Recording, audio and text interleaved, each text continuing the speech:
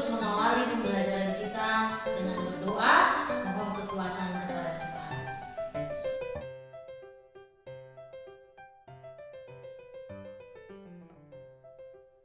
Zat aditif dan zat adiktif beserta psikotropika. Saat ini satu persatu kita akan membahas dari ketiga topik ini, dan yang pertama kita akan melihat zat aditif. Nah, ini adalah beberapa hal yang menjadi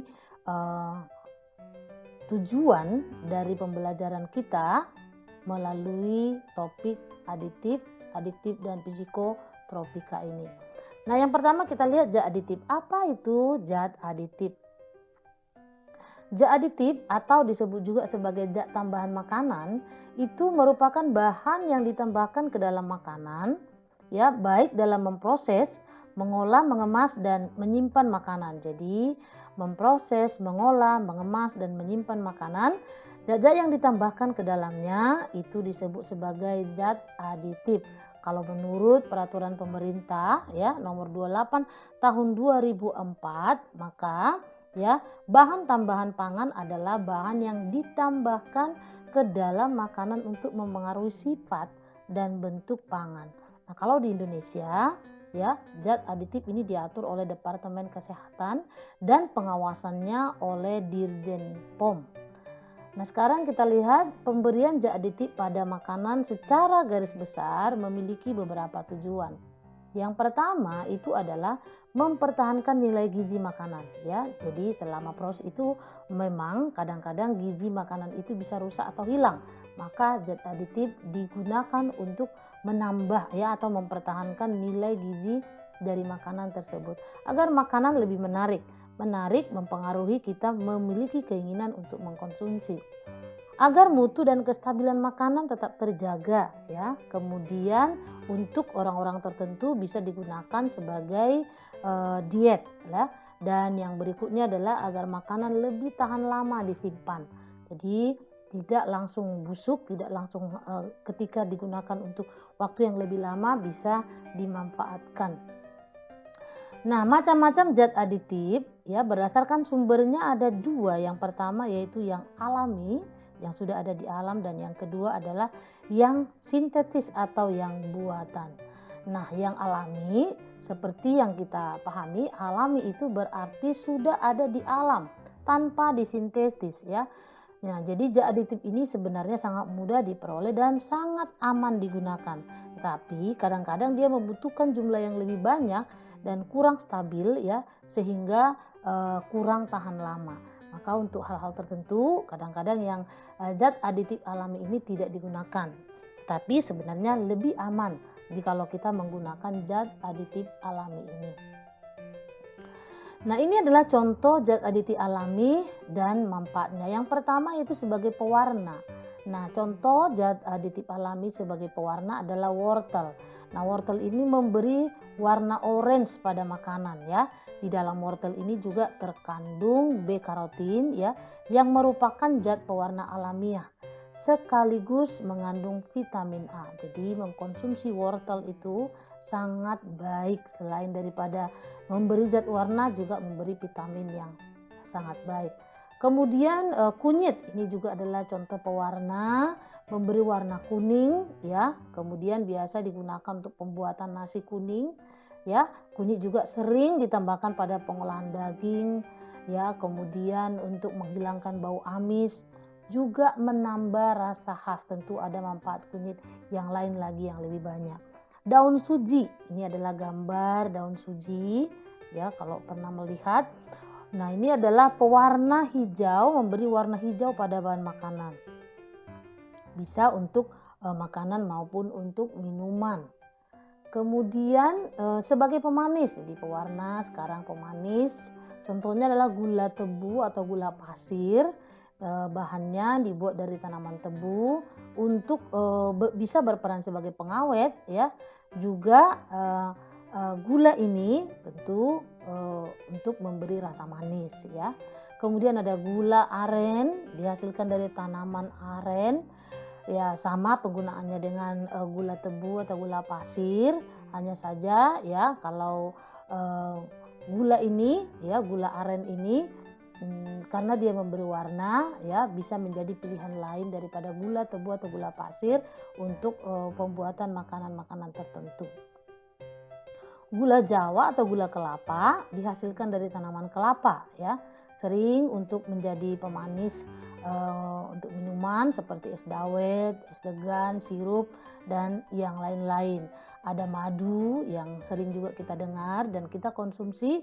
Ini adalah zat pemanis yang sangat baik ya, karena dia bukan hanya manis tetapi memang mengandung banyak gizi ya yang terdapat di dalamnya secara alami. Ya, jadi untuk menambah stamina, madu juga sering digunakan. Jadi bukan hanya pemanis, tetapi juga kandungannya yang sangat bagus. Sebagai pengawet, ini manfaat yang berikutnya adalah pengawet. Contohnya garam dapur. Ini adalah gambar dari garam dapur ya, yang bisa juga menghambat pertumbuhan bakteri dalam makanan. Jadi garam dapur biasa digunakan untuk pengawet.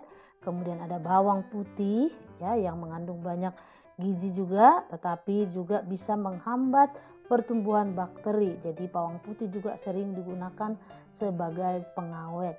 Kemudian ada asam cuka ya, yang sering kita dengar sebagai asam cuka, itu nama kimianya adalah asam asetat ya. Ini juga bisa digunakan untuk membunuh bakteri. Jadi digunakan sebagai pengawet. Kemudian manfaat lain adalah sebagai penyedap. Contohnya masih sama dengan garam dapur. Tentu kita tahu bagaimana nikmatnya makanan dengan garam dapur, rasa asin yang berasal dari natrium klorida atau NaCl. Kemudian bawang putih sama seperti tadi juga memberikan selain daripada pengawet, dia juga memberi rasa sedap terhadap makanan. Cabai merah, siapa yang tidak suka cabai? Tentu semua orang suka yang pedas-pedas, walaupun mungkin ada orang tertentu juga ya yang tidak begitu kuat dengan pedas, tetapi pada umumnya cabai ini digunakan untuk menambah rasa yang menyedapkan bagi makanan. Kemudian sebagai pemberi aroma seperti daun jeruk, dalam setiap makanan-makanan atau masakan-masakan, daun jeruk sering digunakan untuk membangkitkan ya gairah makan, sehingga aromanya sungguh membuat kita ingin mengkonsumsinya. Vanili dengan zat ini memberikan rasa dan aroma yang harum ya, bisa digunakan untuk membuat roti atau pembuatan kolak ya, yang sering dikonsumsi dalam masyarakat umum.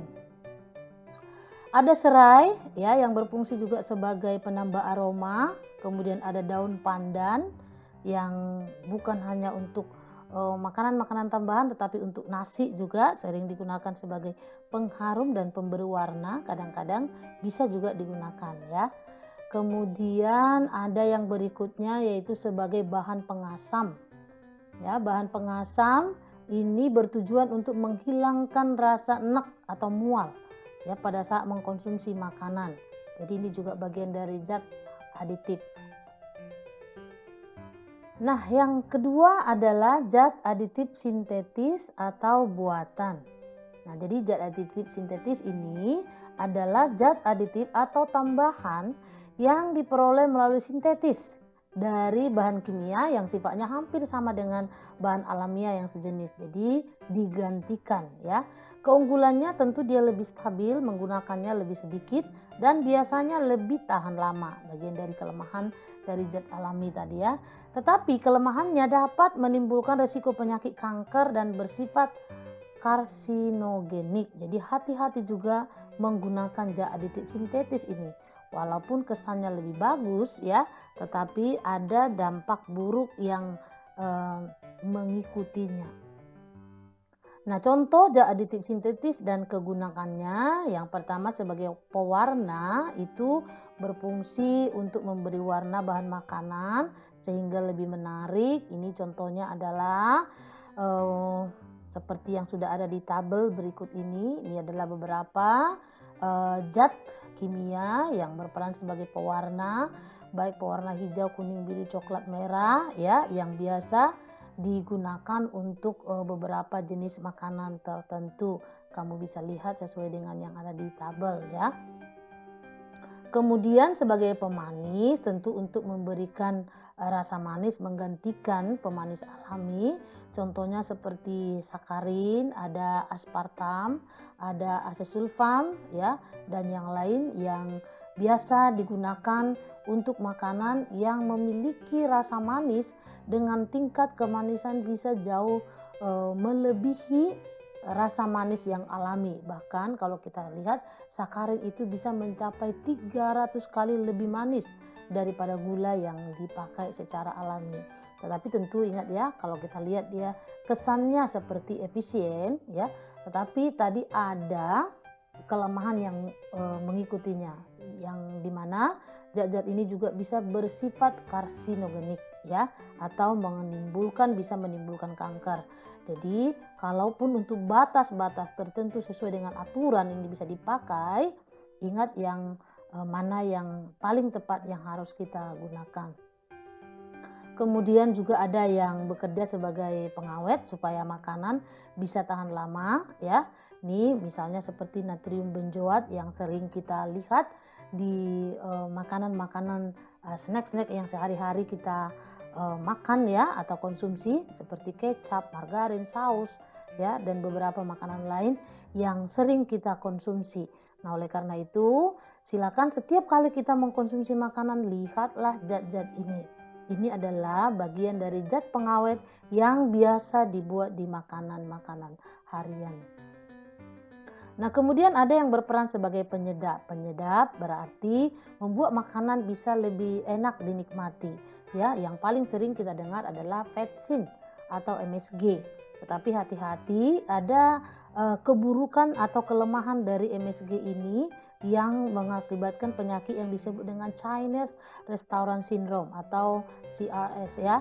Gejalanya bisa pusing kepala, wajah berkeringat, sesak dada bagian bawah ya, kesemutan. Jadi kalau ciri-ciri ini kita alami bisa jadi ya kita mengkonsumsi makanan yang MSG-nya banyak atau mengandung banyak vetsin. Nah, itu menjadi sinyal supaya kita berhati-hati mengkonsumsi makanan tertentu. Nah, zat aditif yang termasuk penyedap selain MSG ini ada NaCl, termasuk garam dapur ya, nukleotida seperti guanosin dan yang lainnya. Nah, yang berikutnya adalah yang berperan sebagai antioksidan ya. Antioksidan berfungsi untuk melindungi makanan dari kerusakan akibat oksidasi lemak atau minyak yang mengandung senyawa tak jenuh. Jadi berfungsi melindungi makanan supaya tidak rusak, kira-kira begitu ya. Contohnya adalah butil hidroksi andisol ya. Nah, dan beberapa zat-zat lain yang bisa kamu lihat di sini yang menunjukkan bagian dari aditif sintetis yang berperan sebagai antioksidan. Nah, kemudian ada sekuestran atau zat pengikat logam. Jadi ini juga ada di dalam makanan ya untuk mengikat logam. Bahan penstabil ini digunakan dalam berbagai pengolahan bahan makanan ya. Gunanya adalah mengikat logam sehingga menjaga kestabilan bahan pangan. Nah, ini sekuestran yang paling sering digunakan dalam bahan makanan adalah asam sitrat. Ya, jadi kalau kita melihat makanan lalu lihat kandungannya ada asam sitrat, itu gunanya adalah untuk mengikat logam yang terdapat di dalam zat makanan tersebut. Penambah aroma atau essence ya, ini contohnya adalah etil butirat atau rasa buah nanas, ada apel, ada jeruk, pisang, murbei, rum ya, dan zat-zat atau aroma buah lainnya yang biasa digunakan untuk membuat makanan menjadi lebih menarik untuk dikonsumsi. Nah, yang berikutnya fungsi dari zat aditif itu adalah pengatur keasaman. Ini yang terakhir, apa yang menjadi peran dari zat aditif untuk mengatur keasaman. Nah, zat aditif ini berfungsi untuk mengasamkan, menetralkan dan mempertahankan derajat keasaman makanan. Jadi, contohnya seperti asam asetat, asam sitrat, laktat dan yang lainnya. Nah, itulah beberapa ya tujuan atau manfaat penggunaan daripada zat aditif baik alami maupun ya secara sintetis yang terdapat di dalam makanan. Nah, semoga ini bisa membantu kita untuk semakin memahami, tetap semangat.